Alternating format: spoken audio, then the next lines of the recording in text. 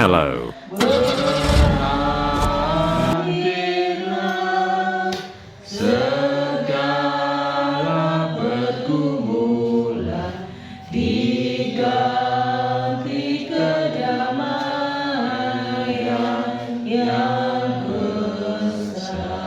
Baiknya yang ketiga, berdoa dan jaga supaya jangan berdoa. Kasihmu terlalu besar untuk bisa kami rasakan, Tuhan, untuk kami nilai. Bapa, kami sungguh merasakan sukacita yang luar biasa karena curahan kasih Tuhan. Kami boleh bertemu dengan keluarga besar Pak Deksi di tempat ini, membangun persekutuan di dalam nama Yesus Kristus. Ini sungguh satu momen yang indah bagi kami, Bapa. Dan biarlah kasih-Mu terus nyata ada di dalam keluarga ini, boleh menjadi penopang, boleh menjadi kekuatan bagi saudara-saudara kami di tempat ini. Kami hendak menyerahkan momen berikutnya di dalam tangan kuasa-Mu. Kami hendak menggumuli firman Tuhan, belajar kebenaran firman Tuhan, agar kami semakin mengenal Engkau lebih dalam, dan kami semakin mencintai Tuhan yang terlebih dahulu mencintai kami. Kami mau serahkan jam berikut ini hanya di dalam tangan kuasa-Mu. Biar Engkau sendiri yang hadir di tempat ini, Engkau sendiri yang hadir di tengah-tengah hati kami, mengajar kami pribadi lepas pribadi, dan biarlah kami boleh membawa sesuatu yang baru, sesuatu yang lebih memperdalam rasa iman percaya kami kepadamu.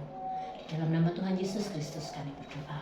Amin. Amin. Bapak Ibu yang dikasih Tuhan, bacaan firman Tuhan pada malam hari ini kita ambil dari Mazmur 139 ayat ke-7 sampai 10. Kemana aku dapat pergi menjauhi roh-Mu? Kemana aku dapat lari dari hadapan-Mu? Jika aku mendaki ke langit, Engkau di sana. Jika aku menaruh tempat tidurku di dunia orang mati, di situ pun Engkau. Jika aku terbang dengan sayap fajar dan membuat kediaman di ujung laut, juga di sana tangan-Mu akan menuntun aku, dan tangan kanan-Mu memegang aku. Puji nama Tuhan. Sampai di sini pembacaan firman Tuhan. Bapak Ibu Saudara yang terkasih, Mazmur 139 ini adalah Mazmur yang ditulis oleh Raja Daud pada saat dia sedang dalam fase pelarian. Jadi kalau kita tahu bahwa Daud ini kisah hidupnya ini kan up and down, up lagi down lagi gitu ya, kayak naik turun lembah, naik gunung turun lembah begitu ya. Dia diurapi menjadi raja oleh Nabi Samuel itu dalam waktu usia yang masih muda. Kemudian dalam perjalanan hidupnya dia ada di istana Raja Saul. Bermula hanya sebagai pemain musik, kemudian dia menjadi salah satu prajurit yang memimpin memimpin pasukan, komandan peleton kah begitu. Dan dia setiap kali dia memimpin pasukan, banyak kemenangan besar dia terima begitu. Dan keberhasilan Daud ini menimbulkan rasa iri dari Raja Saul. Dan kemudian Saul karena didorong oleh rasa iri hati itu, iblis menguasai hati Saul sehingga dia mau membunuh Daud. Dan dalam fase itulah Daud harus berlari-lari menghindari kejaran dari Raja Saul. Dia pernah harus pura-pura gila, dia pernah harus menyusup di tanah musuh bangsa Israel. Bayangkan di tengah harus menyusup di tengah-tengah musuh. Jadi dia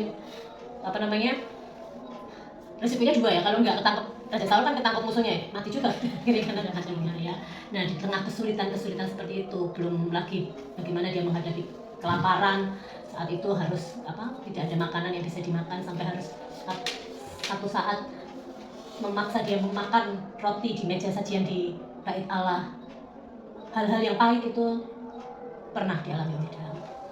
Seorang calon raja yang diurapi, tapi mengalami banyak hal penderitaan sebelum akhirnya dia menjadi raja, dinobatkan menjadi raja sesungguhnya. Tapi kita juga tahu bahwa Daud adalah, harus kita akui, Daud adalah raja terbesar bangsa Israel. Bahkan sampai saat ini namanya tetap dikenal dalam sejarah di luar Alkitab gitu, dalam sejarah Israel modern. Dampaknya masih dirasakan sampai saat ini. Kita tahu bendera Israel yang bintang biru itu adalah bintang lambang bintang Daud. Tidak ada raja Israel yang bisa menandingi kebesaran Raja Daud. Tetapi kita tahu juga bahwa Daud bukan orang yang sempurna. Ya, sebagai ayah boleh dibilang dia gagal. Anak-anaknya itu ya ruwet. Absalom membunuh saya lupa ini. Ada dua anaknya saling membunuh. Abnon ya. Bukan, Abnon itu sama Tamar. Itu saling, dua anak laki-lakinya berebut, saling membunuh untuk perebutan kekuasaan. Satu lagi anaknya yang laki-laki jatuh cinta sama adiknya sendiri, Amnon dan Tamar, sampai kemudian memperkosa adiknya sendiri. Dari sisi itu Daud gagal sebagai ayah. Tapi sebagai raja, kita harus akui Daud adalah salah satu raja yang terbesar yang dipunyai oleh Israel. Daud juga jatuh dalam dosa perzinahan. Dia naksir istrinya orang. Tapi dari banyak dosa dan kesalahan yang Daud lakukan, dia tidak mau terkungkung, kemudian terus gagal move on gitu ya. Dia begitu cepat untuk menyadari betapa banyak kesalahan yang dilakukan, dan dia tidak malu untuk mengakui dosa dan kesalahannya, dan dia bertobat pada Tuhan.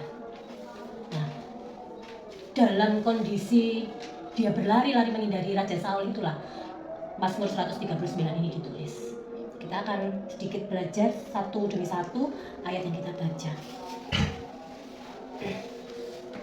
Ayat 7, kemana aku dapat pergi menjauhi rohmu? Kemana aku dapat lari dari hadapanmu? Daud berlari kesana kemari menghindari Raja Saul. Iya, tetapi dia sadar dimanapun dia berlari, sekecil apapun, terpencil apapun tempat dia lari untuk sembunyi dari Raja Saul, dia tahu, dia sadar bahwa dimanapun itu Tuhan selalu ada. Tuhan selalu menemukan dia.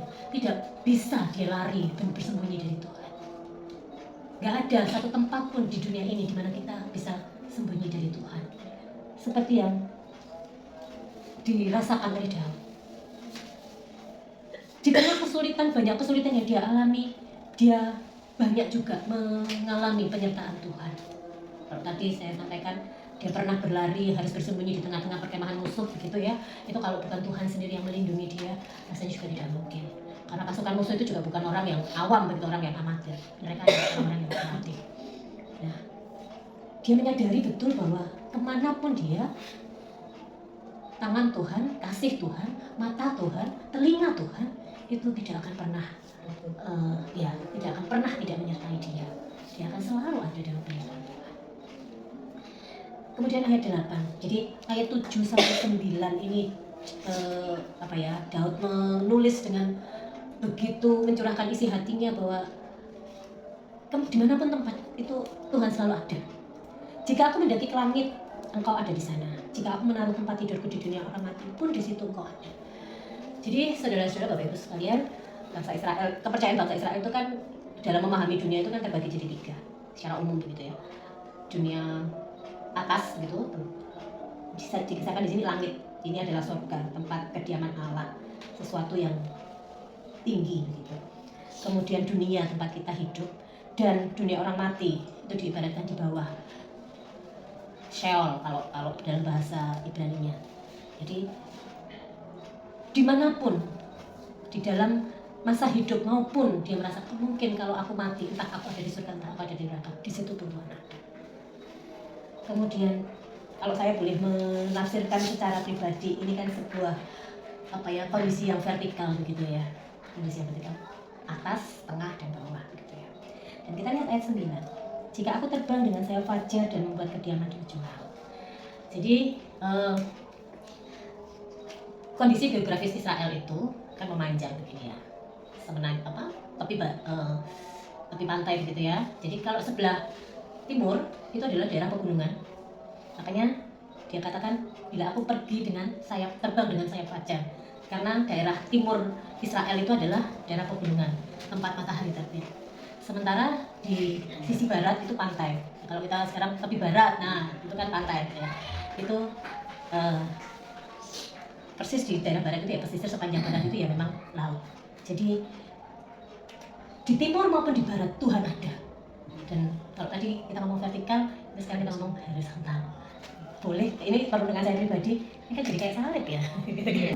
Entah itu bicara tentang dunia hidup dan mati, maupun dunia horizontal saat kita hidup dimanapun, Tuhan tidak pernah tidak menemukan kita. Kita tidak pernah terhilang dari Tuhan. Betul. Nah, Bapak Ibu Saudara yang terkasih dalam Tuhan, kita lihat Daud ini, yaitu tadi ya, up and down gitu, naik gunung turun lembah. Hidupnya tidak lancar-lancar saja. Kalau kita mau merefleksikan dengan diri kita, dengan hidup kita, gitu ya, kita ikut Tuhan. Ikut Tuhan tidak menjamin hidup kita lancar-lancar saja seperti kita naik mobil jalan tol gitu ya. Tadi kami berdebat, ini mau lewat bawah apa lewat jalan tol? Jangan, lewat jalan tol lebih lancar tapi jauh nanti. Kita lewat bawah saja. Mungkin kalau saya boleh mengibaratkan,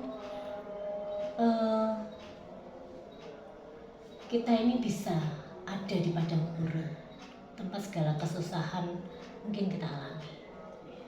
Bangsa Israel itu dididik Tuhan selama 40 tahun, muter-muter di padang gurun. Tetapi kita mau melihat bahwa di tengah segala hal yang mungkin tidak enak di tengah padang gurun itu, pemeliharaan Tuhan itu ya dan amin.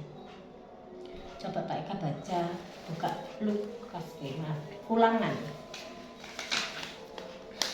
8 ayat 5, ayat 2 sampai 5. Ulangan 8 ayat 2 sampai 5. Mungkin Ulangan 8. Iya, ayat 2 sampai 5. Mungkin bisa.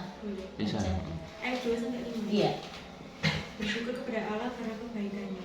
Ingatlah kepada seluruh perjalanan yang kau lakukan atas kehendak Tuhan Allahmu di padang gurun selama 40 tahun ini dengan maksud merendahkan hatimu dan mencobai engkau untuk mengetahui apa yang ada dalam hatimu, yakni apakah engkau berpegang pada perintahnya atau tidak. Jadi ia merendahkan hatimu, membiarkan engkau lapar dan memberi engkau makan mana yang tidak kau kenal dan yang juga tidak dikenal oleh nenek moyangmu, untuk membuat engkau mengerti bahwa manusia hidup bukan dari roti saja, tapi manusia hidup dari segala yang diucapkan Tuhan. Pakaianmu tidaklah menjadi buruk di tubuhmu, dan kakimu tidaklah menjadi bengkak selama 40 tahun ini. Maka haruslah engkau insaf bahwa Tuhan Allahmu mengajari engkau seperti seseorang mengajari anaknya. Ya. Ini POV-nya Tuhan, point of view-nya Tuhan. Kita lihat ayat 2. Ini kan kayak ringkasan seluruh perjalanan bangsa Israel di tengah padang gurun. Maksudnya apa? Untuk merendahkan hati. Merendahkan hati kita. Untuk mengetahui apa yang ada di dalam hati kita. Apakah kita mengandalkan Tuhan, berpegang pada perintahnya atau tidak. Kadang-kadang Tuhan menilai bahwa padang gurun itu perlu ada dalam hidup kita. Karena sering kali, kalau kita harus jujur pada diri kita sendiri, seringkali kalau kita sedang dalam kondisi enak, nyaman, terus kita lupa sama Tuhan. Sudah nyaman, sudah enak, kita lupa. Nah, kadang-kadang Tuhan perlu membawa kita ke padang gurun untuk memberi pelajaran bagi kita. Tapi ingat bahwa dalam kesulitan kita di padang gurun, seperti bangsa Israel 40 hari, dia tidak pernah membiarkan bangsa Israel lapar, kebutuhan jasmani kita. Dia memberi bangsa Israel makanan mana. Juga pakaiannya tidak jadi buruk, kakinya nggak bengkak. Itu pemeliharaan Tuhan, ya dan amin. Tuhan peduli dengan kebutuhan jasmani kita, apakah itu pangan, sandang maupun kesehatan kita. Tinggal bagaimana kita turut dalam tugas kita cuma satu, tunduk dan taat perintahnya Tuhan. Karena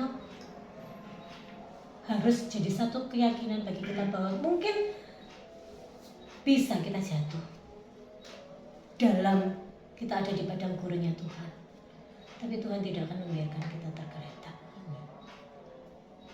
Seperti ilustrasi seorang orang tua yang ngajarin anaknya naik sepeda.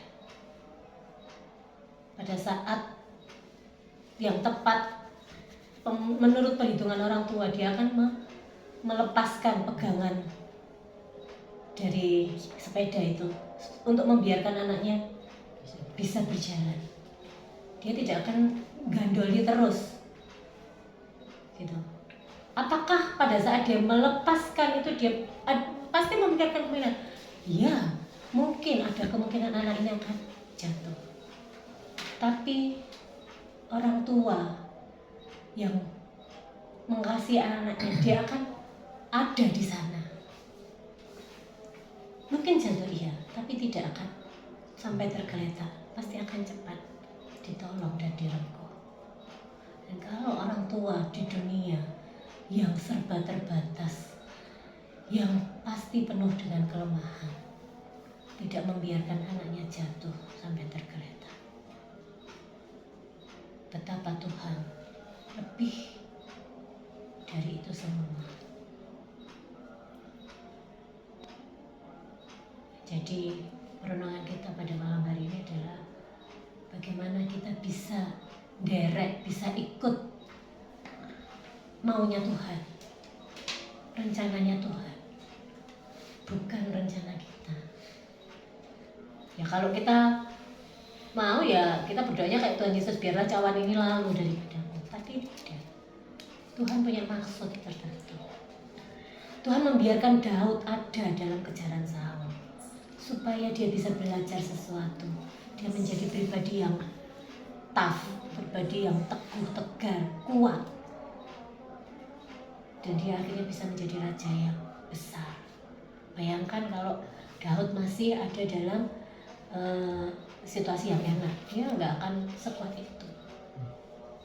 Yusuf, saya senang dengan kisah Yusuf. Yusuf itu adalah anak papa yang manja, yang nggak pernah, bahkan saudara-saudaranya bekerja membalakan ternak, dia nggak boleh.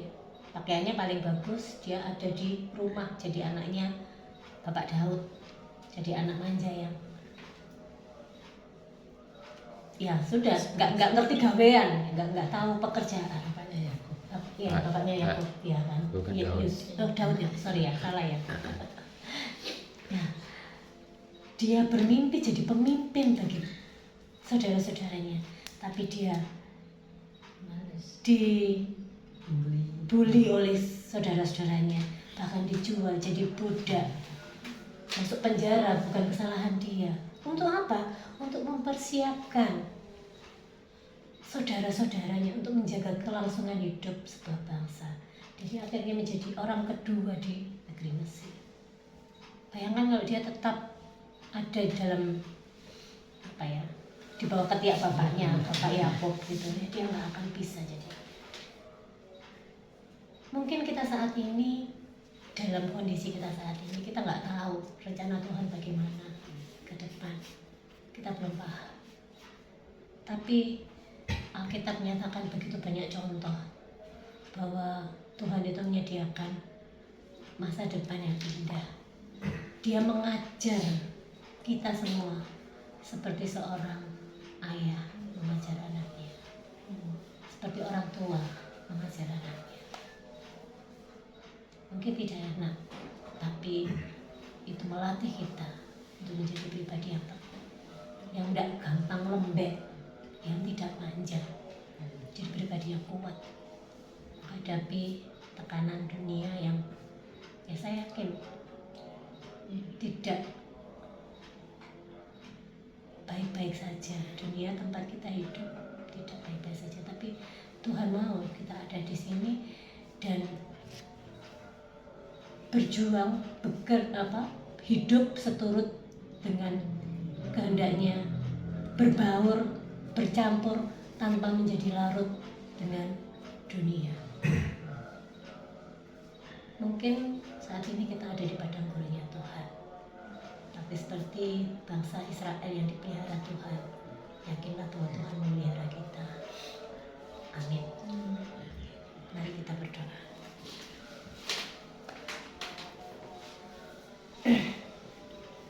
Bapa di dalam surga, firman ini begitu singkat, tapi boleh mengingatkan kami semua bahwa hidup kami ada di dalam tangan Tuhan.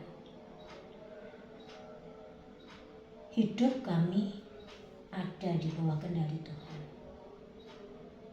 Tuhan mendidik kami, mengajar kami untuk kami menjadi pribadi yang teguh, menjadi pribadi yang kuat dalam mengikuti Tuhan, mempertahankan iman percaya kami.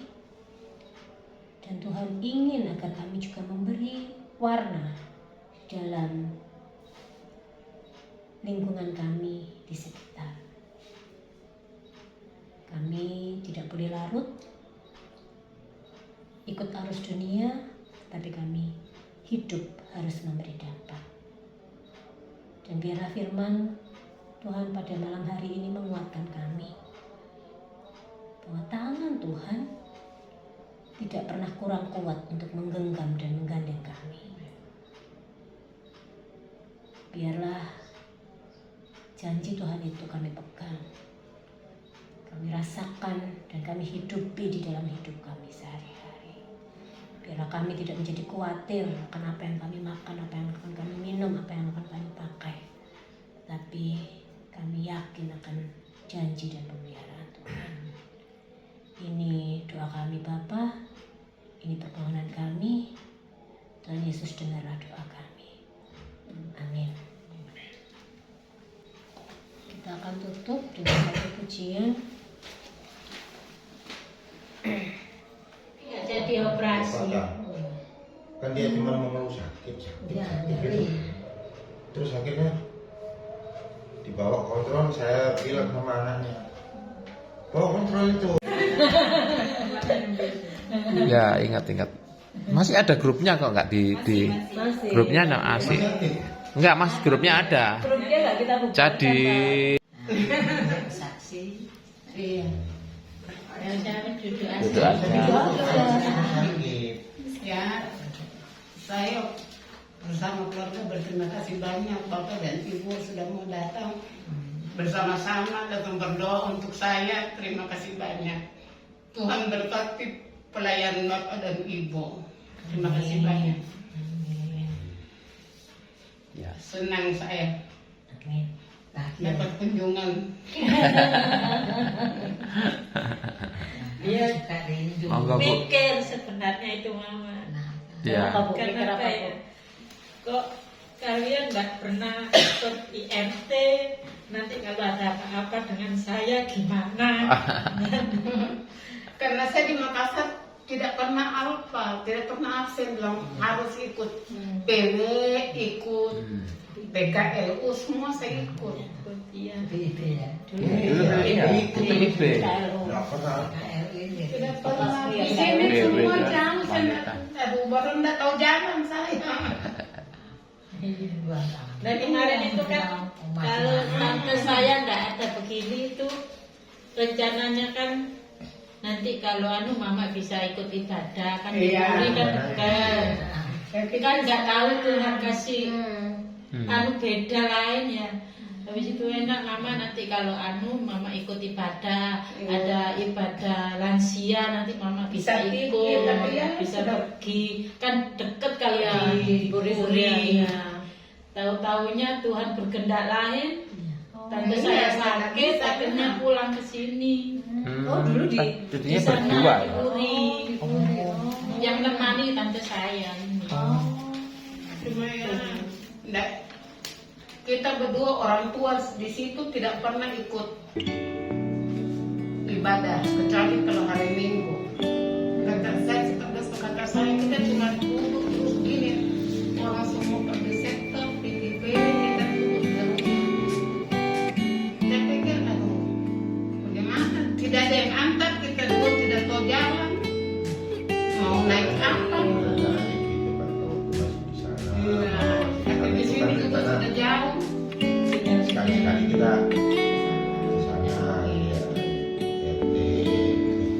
bisa rencana mau bikin di sana. Iya, biar mama di sana kan temanin kakaknya bikin RT di sana.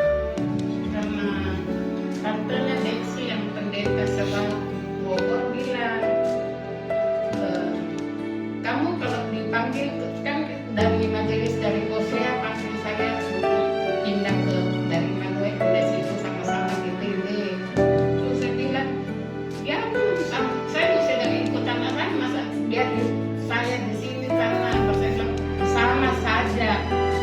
Saya pendeta bersama Tuhan Yesus kepada gereja.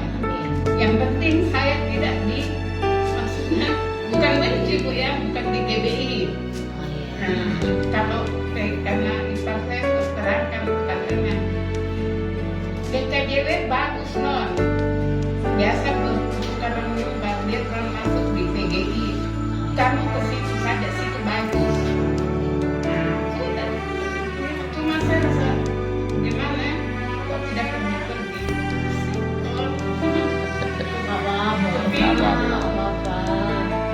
Kalau dibaca nggak bisa turun. Tidak, bukan bikin kereta. Sudah jangan kereta, kereta bisa jalan loh. Makanya kalau ada rezeki Gereja bareng-bareng. Bareng-bareng. bareng-bareng. Ya, mama kadang itu tiap minggu ikut sendiri. Kalau dia nggak kereta ikut sendiri. Tiap minggu. Makanya saya bahkan mau pilih biar dia bisa ikut sumber. Ikut orang suami Di gereja kan juga bisa. tapi nggak begitu enak. Iya nggak enak. Memang nggak beda. Kalau dulu di Kuria, hampir tiap minggu datang ikutnya. Iya, hampir tiap minggu. Enak kan mereka berdiri. Nggak mau dibawa anaknya ke Maranatha, pergi di Bethesda. Tapi tidak gerejanya Desi. Saya bilang, Ini tahu. Tante Mary tahu. Tapi iya. Iya. Enggak. Makanya Enggak. Enggak masuk. kan dulu di hubungan tuh kata mau udah kata tahu.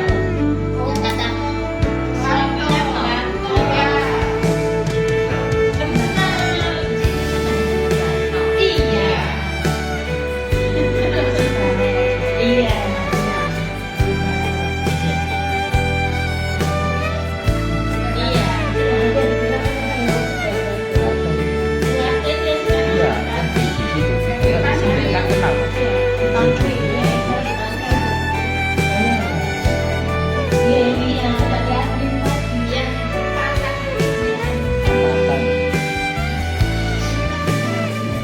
Iya. Iya.